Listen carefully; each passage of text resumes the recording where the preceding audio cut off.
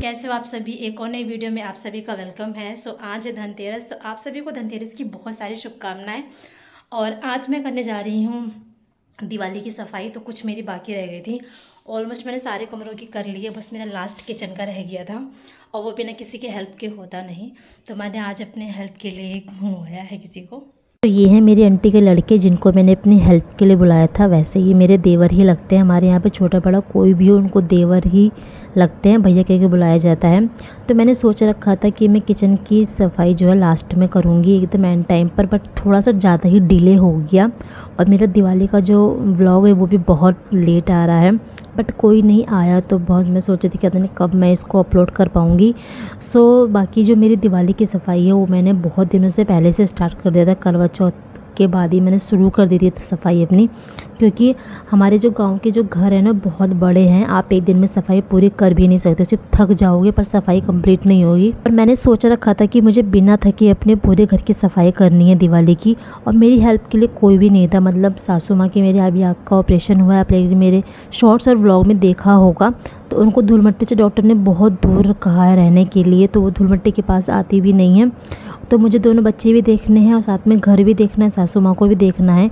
इसलिए मैंने सोच रखा था कि मुझे बिना थके दिवाली की सफाई भी करनी है और हर जगह पे मुझे अपना बेस्ट देना है। इसलिए मैंने बहुत पहले से स्टार्ट कर दी थी दिवाली की सफाई। लेकिन आज मैंने फाइनली पूरी दिवाली की जो मेरी सफाई होती है वो कंप्लीट हो गई है। आज फाइनली किचन भी हो गया, तो बहुत सुकून मिला है मुझे किचन की सफाई करने के बाद। एंड पता है कि आज मैंने जब किचन की सफाई करी है ना, तो मुझे ऐसा लग रहा है ना कि ये सब सामान जो हमने निकाल के बाहर रखा है ना, तो ये कुछ ऐसे ही सामान है कि आपको हर दिवाली पे इसको निकालना है, पोंछना है, साफ़ करके फिर दोबारा से उसको वहीं रख देना है। और इसमें से कुछ आइटम ऐसे हैं जो अभी तक यूज़ भी नहीं हुए, जो मेरी शादी के समय पे मुझको मिला था गिफ्ट में, वो सब ऐसे रखा हुआ है। और पता है क्या, सबसे अच्छी ट्रिक आज मैं आप लोगों को ये दिखाने वाली हूँ अपने वीडियो में। तो हम जब भी दिवाली की सफाई करते हैं तो इसमें जो सामान है, जो गिफ्ट है, उसमें कई तरीके के उन डब्बों को ना हम अच्छे से पॉलीथीन में रैप कर देते हैं। इससे क्या होता है ना, आपका जो सामान है वो ख़राब भी नहीं होता है और आप हर साल उस पॉलीथीन को चेंज कर दो तो आपका जो सामान है वो एकदम नया हो जाएगा। तो ये छोटी सी ट्रिक शायद आप लोगों के लिए भी यूज़फुल होगी, तो आप लोग भी ट्राई कर सकते हो अपने आइटम को सेव करने के लिए। तो हम तो ऐसे ही करते हैं, इससे सामान भी सुंदर रहता है, ख़राब भी नहीं होता है। उसके बाद ऊपर का फ्लोर हम लोगों ने कंप्लीट कर लिया था। उसके बाद हमने नीचे वाली जो सेल्फ़ होती है उसकी स्टार्टिंग कर दी थी। तो सारे डब्बे निकाल के मैंने यहाँ पे एक एक करके सारे बाहर कर दिए थे।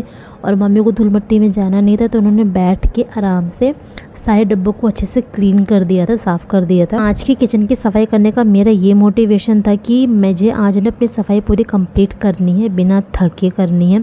और साथ में मेरी हेल्प सासू माँ भी मेरी कर रही थी, मतलब उनको ज़्यादा कुछ काम करना नहीं है, फिर भी वो मेरी हेल्प कर रही थी। और यहाँ पे पता है क्या, मेरी ना 1 साल से खोई हुई माला जो थी वो आज मुझे सफाई में मिल गई थी। इसमें कोई लॉकेट नहीं है, पर जो मोती है ना वो बहुत अच्छा था, तो उससे वो मिल नहीं रहा था। फाइनली आज वो भी मिल गया था।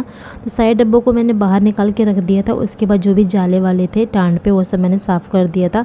हम लोग इसको टांड ही बोलते हैं, आप लोग क्या बोलते हैं? वैसे हम स्लब भी बोलते हैं, टांड भी बोलते हैं। तो यहाँ पे मैं चढ़ के ना इसको अच्छे से क्लीन कर रही थी, साफ़ कर दिया। और हमारे ना ऊपर टांड पे ना कोई मतलब पत्थर वत्थर नहीं लगा हुआ है, वाइट चूना लगा हुआ है।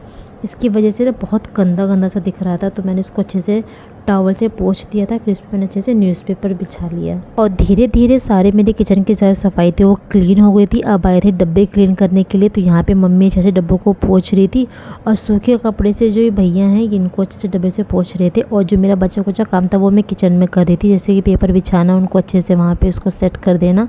तो मैं यहाँ पर अपना ये सारा काम कर रही थी और वहाँ पर वो, तो आप लोगों शायद दिवाली की सफाई है वो जो कम्प्लीट हो गई होगी, तो मेरी तो आज भाई कंप्लीट हो गई। सच बताऊँ ना, आज जब मेरे किचन का काम हो गया ना तो मुझे इतना अच्छा लगा, इतना रिलैक्स मुझे महसूस हुआ है।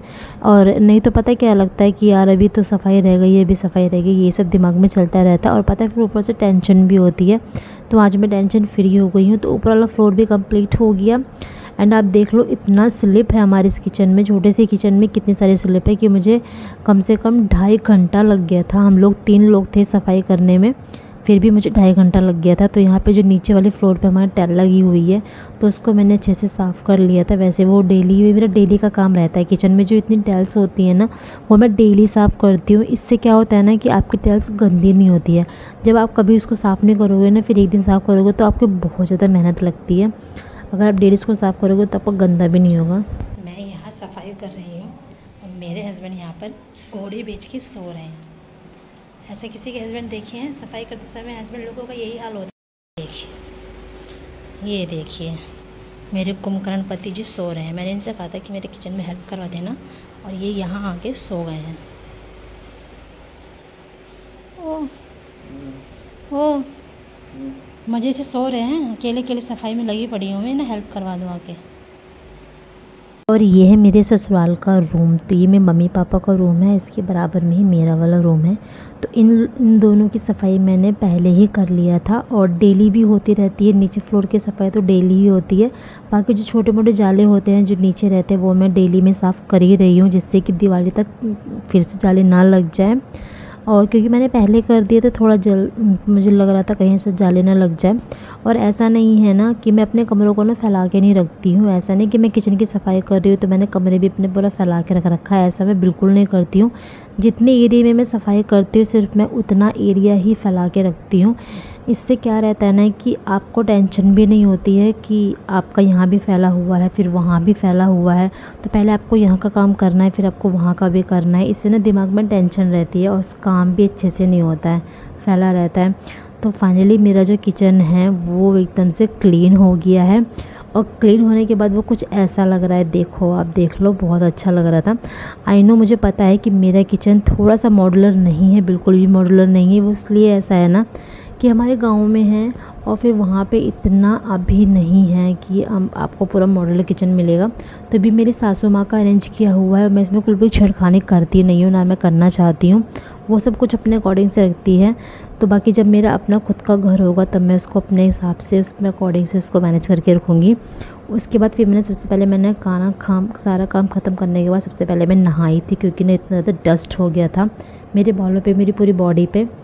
तो मैं नहाई, मैंने कपड़े चेंज किए। उसके बाद फिर मैंने सबसे पहले गर्म पानी पिया था, क्योंकि ऐसा लग रहा था कि साइड डस्ट मेरे गले के अंदर भर गई है।